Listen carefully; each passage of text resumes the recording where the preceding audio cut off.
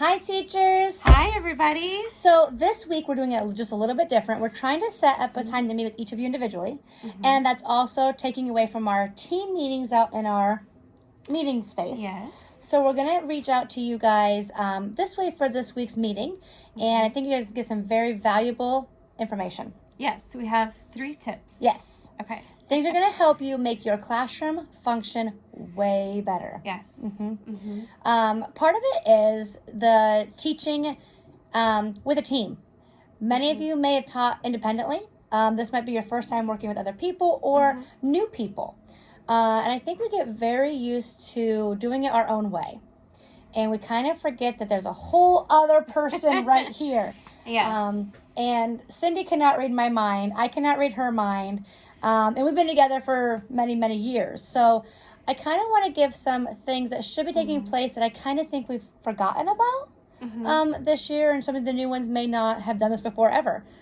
So it's called Our teacher talk. Teacher Talk. Yes. So a teacher talk. I'm going to get a visual Okay. while you keep talking. Okay, perfect. So teacher talk should be done every morning after breakfast. You guys have permission to put on a 7-minute cartoon, learning something. Well, maybe it's a letter you're going to talk about. Something that is going to be where the kids can watch it so you can have a moment with the teacher. You guys are going in blindly when you just come into work and you just jump right in. Sometimes we are forgetting to let the other person know what ideas we have. And a lot of you are coming to the table with a lot of ideas, but the other teacher doesn't know. Teacher talk. It's your visual. There. Okay. See how much better it is with a visual there? It is much better with a visual. It is. And you know what I really liked? You told me you were going to make a thing real fast. So you knew I where knew. it was going. Exactly. Okay. This is a key thing that many teachers are forgetting is that communication part. Yes. Because And I think what happens is we hear things like, she's not helping, she's not engaging, I don't know what she's doing. But then we also hear the other side. They're not telling me anything. I don't know what I'm supposed to do. They never said what they want me to do. if I give ideas. Each room is so different Yes. that I don't know what this teacher versus that teacher wants. So I think it's from both sides. I think it's from newer teachers who feel frustrated. Yep. And I also think it's from experienced teachers who maybe just forget to communicate. I think so. And not that it's bad, you guys, we get so used to our own way that we truly forget that we're not alone. If the teachers are saying, I have all this pressure, I got to do it all on me, that's kind of on you because you have a team. You have to share the work. You have to share the work. So how do you do that? So the first thing is a lot of we've talked with a lot of different teachers, and again, we're hearing both sides. Some teachers are saying, hey, I don't know what I'm supposed to be doing when I'm in there. And some are saying, hey, I'm solo. Nobody's helping me. I'm by myself. So how can you guys get on the same page? Well, the teacher talk. So my visual also is a clipboard because there's a difference between saying, hey, we're working on tubes and tunnels today. Okay. Or saying, we're going to start with breakfast, and then I'm going to do circle time. After that, if you want to get the small group set up. Okay. And then we're going to go into outside, and then we'll do a unit of study. Kind of mapping out the day, you can already see is going to give you a lot more information about the whole day other than just, we're going to do tubes and tunnels, and we're going to count today. Right. But I don't know what I'm supposed to be doing with that. Exactly. So we actually used to have, when we taught, we had like a breakdown of the day written out. We knew what we were going to do. And we would even put Jill, Cindy. So we knew if Jill was going to set up this, I knew I was going to set up it while you were doing the story. So there shouldn't ever be a teacher just sitting on a shelf watching, essentially. You should actually be involved. So let's do a teacher talk, a full one. So we're going to go ahead and show you guys what this looks like. And now remember, we don't have any lessons, so we're just going to kind of wing it here. But this is what it should look like. And I want you to pretend that our piece of paper has a whole day schedule. And I'm new to your classroom.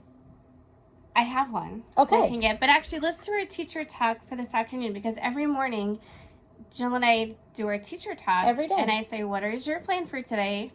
What are you thinking? Here's what I'm thinking. So for this afternoon, I would say, Jill, what is your plan after we finish this video?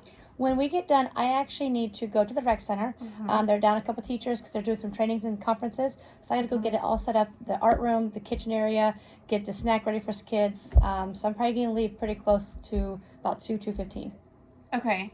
And then that'll take you probably like hour. It will, yeah. And then I'm Okay. going to ride the bus to Oviatt or to Orchard Hills with the kids and take them back and get them Because set Sarah's up. out. Because Sarah's out today. Okay. And then I'm probably going to, I'll roam the hallways while they're in the Okay. classrooms to make sure the teachers don't need any help. And then if it's calm, I might come check some emails. I got a few parents I got to respond back to. Okay, sure.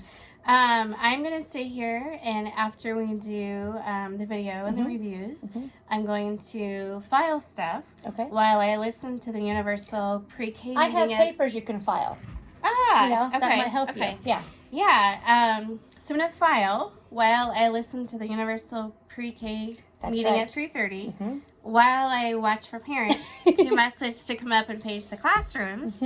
And then I'll probably leave about 4:45, but I'll put somebody on the text messages before I leave just Okay. so we have a plan. And make sure they have my cell phone just in case there's an emergency. Yes. Okay. But Yes. that's what we do every day. Like, we literally break down the entire day, and I don't see that happening in your classroom. And you should do that no matter who is stepping in, whether it's a seasoned teacher. Every day you've got to communicate your schedule. You've got to communicate what you're doing and say, when I am doing or story time, and instead of like, I don't want to have the same teacher read the story or do circle time every day. We also used it for prioritizing the day. So, like, if we were in the classroom today, it probably would have been, well, instead of small group literacy, we need to get these Thanksgiving placemats done. So, you know, who wants to do what with that, or how is it going to look, or it was a lot of, you know, what's the day going to look like? It was. And we So- did a lot of really taking turns, because what you want to do, I think some rooms are falling into a trap that you have one person always leading an area. Well, that's can be fine, but what's happening is the other students are not seeing that other teacher as the teacher. So it was always like, do you want to do story time today, or do you want me to? Or, hey, you did it yesterday, if you need me to, I'm in. We always figured out who was going to do what for the whole day. So 8:30, you guys are done with breakfast about 8:30. As soon as you're done, put on a 7-minute show. It's a 7-minute timer. Like 7 minutes is the max. And then So if you use that to go to the kitchen and back, then you've already lost 3 minutes. yeah, this is not, we'll start when I get back, because the second breakfast is done, the kids come over to the carpet, and then you'll take 7 minutes. Time it. Do set a timer on your phone. And you have 7 minutes to break down what's happening each day. And remember, each person has ideas to go through this. I don't know how you guys are communicating what your weekly plan are, or your weekly themes are. Who's bringing what to the table, but each person coming in should bring something to the table. If you have one of those, a sub, because a teacher is out for the day and it's a very last minute, they don't know what to do, and they cannot just jump in and help you without you telling them what the plan is for the whole day. They need to know when they're going to be reading a story, and they need to know they're not in your room to just be a cleaner. That's my biggest pet peeve. We didn't hire any cleaning crew. We hired teachers who work together as a team. So that is our teacher talk. 7 minutes talk. daily should happen. And I want to check in with you guys in the next week after you've done teacher talk every day to see how it's changed. Okay. Okay, here's my second visual. I have a basket, and this is a to-do basket. Oh boy. Okay. So Jill and I always had a to-do basket Every day. and it was like we either did it in the morning, we did it God knows when, but it was always like probably, you know, hours worth of games to get ready, activities to do, little projects. So whenever we did have downtime, or we would carry it, you know, all over the place, we had something to do. Like, I have never been in a room that didn't have a to-do list. No. Now I'm very. I've seen a lot I've never in that actually time. seen her to-do list, but I think she I'm has always one. busy. Yeah. Yes. So some people do it differently, but here's what we're seeing. We're seeing a lot of teachers at nap time while the kids are sleeping, kind of being on your phone. Well, if you're on your phone, okay. Is everything hung up in your room? Do you guys have your daily helper done? Do you have the stuff printed out in a bucket for tomorrow's lessons? Do you, your nap time is your planning time. It's like a shiny light there. We are actually set There from we go. above here. That little light there. No, what you guys, I need to make sure that you remember is during that nap time when those kids are resting, that is your time to plan. So you should be printing your lessons. You should be talking again. What are we going to do tomorrow? What are your thoughts? Have you ever done this before? And printing it. So you should actually walk in. I know that's fun. There You we should go. be walking. Grow, Cindy. Grow taller. When you guys come in the morning, there is not a question of what are we going to do today? I need to print this today. Even your daily sheets should already be be printed done. and names on them for the next day, each nap time. It will make your life so much smoother. So you have your to-do bucket of things extra, and then you have your bucket of what's happening that day. And that bucket should be ready to get it ready at nap time the day before. Everything for your whole math group. If you're going to do teddy bear counting, the teddy bears are in the bucket. Everything you're going to do for in there. your math, your literacy, your discovery time, it's all in the bucket. If you are going to do tubes and tunnels with the next special activity, you actually have a picture of what you're going to have them do, because a visual helps not only the other teachers, but the kids. And I don't feel it's I don't know what I want to call it, fair maybe, like if you can't trust your other teacher to cut out pieces for a game, then that's kind of not a good use of time for one person to only be able to cut stuff and laminate stuff and copy stuff. I mean, my daughter Mia is capable of it. Right. She's 12, so Yeah. She did a lot of stuff for us too. 'cause She we always put a did. She basket. did. Yeah. But you've got to be able to let it go. Like if it's not laminated right, like I'm pretty sure the kids aren't really gonna care. I mean, No. you've got to find out what you can do versus what somebody else can do, and you have to plan ahead. You do. And when you come in with your themes or your projects to study, it is not let's wing it and see what we can find in our room. Here's some tubes, go play. You are teachers here. We are not a daycare center. We are not babysitters. So you have to show that you've got the prep work. You've got the prep work for the activity. Like you've actually researched what they're going to do. You have a purpose. They're playing with a purpose. What is your end result when you do this activity? What is your end result? Making sure you're doing table activities. Like it shouldn't just be a craft at a table. Having activities set up at the table daily that you're going to do with small groups of kids. I see a lot of that stuff, and I think other rooms could do that too. Even the 1s and 2s can have foam letters and put a little water on the table, and they can like take the letters and push them all over, and they can do different things. But there should be table activities happening every day. Yeah, you have Clifford here. Well, this is actually baby Clifford. Baby Clifford. Yeah. Baby Clifford needs a lot of help. He's young. He's little.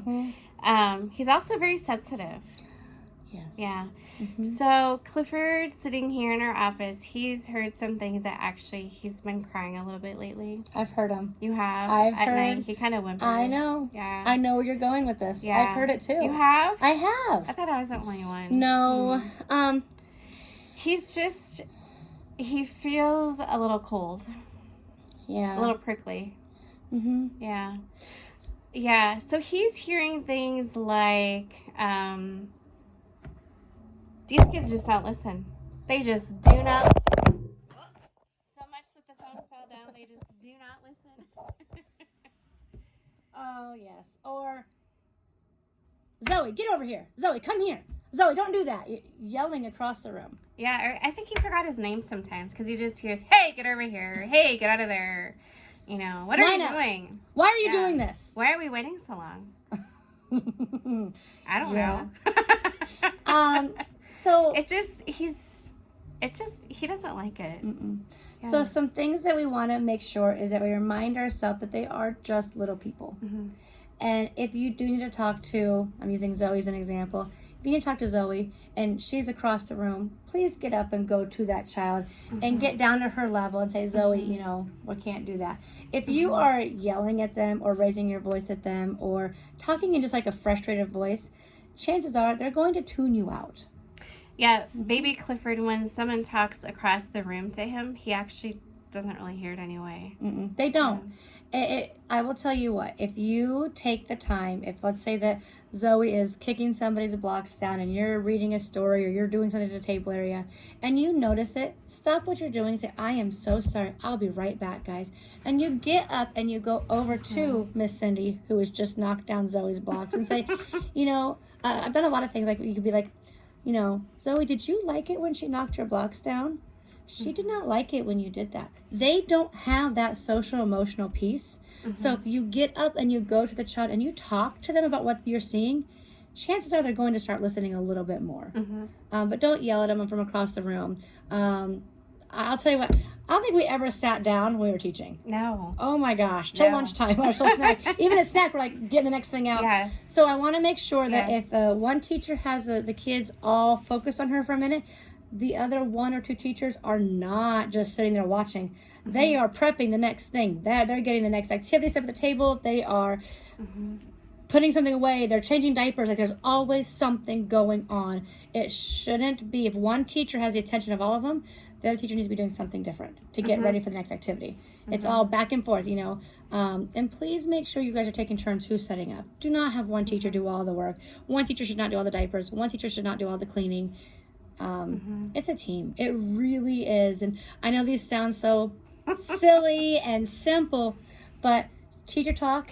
But actually, I'll put it all together. So I think if you do your teacher talk and you are prepared with your to-do basket, I think it's going to start sounding better for the little guys. It will. Yeah. And like I say, there's been a lot of amazing things we're seeing.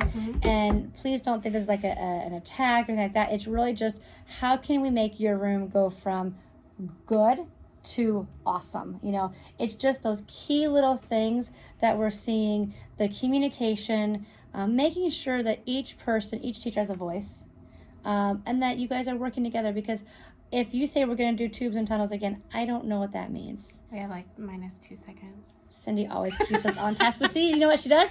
She also lets me know time is about up. That's that teacher talk right there. So no, but I think the real point is that we don't want you to burn out. And we know you can go at a certain pace for so long, and then you just start to check out after a while. Okay, I got one last thing. It's very important to say, because I think they need to hear this. Okay. You know, a lot of times if we were doing discovery time or play time, we would actually even talk to each other as if we're talking to the kids. It'd be like, okay, I've got about 3 more minutes with this group here. How about you? So I'm talking to my kids, but to make sure that she knows, I need to wrap it up too. Or, you know what, I got about 2 minutes too. I'll go ahead and speed up my end. So making sure that you guys are communicating. It's not, oh, we're done. Let's go. Clean up. The other teachers should all know way before it's cleanup time. So you give the kids a warning when it's time to come in from recess or transition. Please make sure you do that as a classroom. That was something we did quite a bit of. We really fed off of each other. If you feed off of each other, you will go far. And this morning, Baby Clifford put some videos on their Facebook chats. Yes. You can watch those with your kids if you want. Those would be great teacher talk videos. Oh, yeah. A good idea. The kids can watch them. The phone is ringing and we're way past time. That's our cue. So, all right. Bye. Bye.